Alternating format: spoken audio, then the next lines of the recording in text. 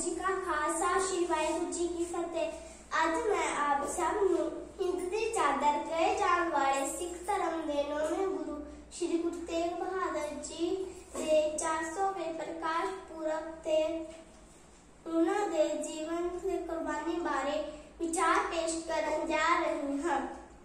गुरु तेग बहादुर जी का जन्म 1 अप्रैल 1621 ईस्वी नूं अमृतसर विच श्री गुरु गोबिंद साहिब दे घर माता नानकी जी दी कुखों होया।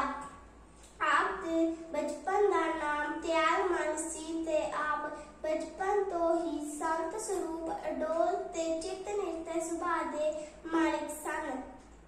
आप कई घंटे समाधि विच लीन रहंदे सन। आप सुंदर विद्वान सूरबीर शस्त्रधारी ते धर्म राजनीति विच निपुण सन।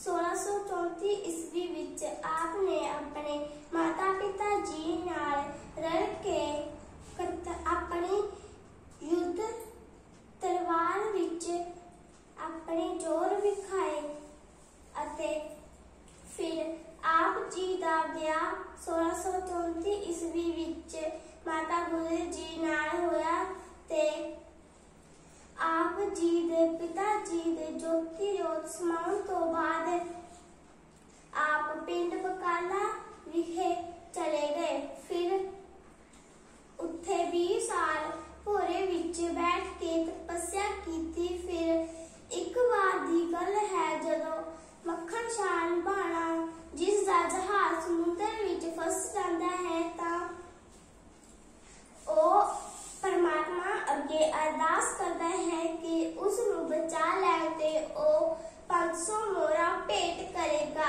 फिर जदों ओ बकाला विखे हर भेखी गुरु अगे 5 मोहरा रख के मत्था टेकदा है तां फिर जदों ओ 5 मोहरा गुरु तेग बहादुर जी दे मोहरे रखण लगदा है तां ओ कहंदे हन कि उसने तां 500 मोहरा चढ़ाउण दा वादा कीता सी ते फिर मक्खन शाह निभाना शहर दे मूंहों निकलदा है गुरु ला दो रे गुरु ला दो।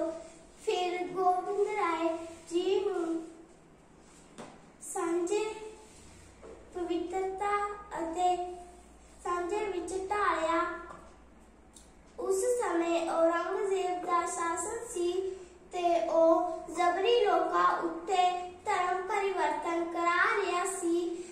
ओ पंडितां उत्ते भी धर्म परिवर्तन कराना चाहया ते ओ आप कोल भज्जे भज्जे मदद दी पुकार लाउंदे सन। फिर आप जी ने धर्म अते पंडितां दी राखी लई अपना जीवन कुर्बान कर दिता ते फिर उत्थे गुरुद्वारा सीसगंज सुशोभित किया गया।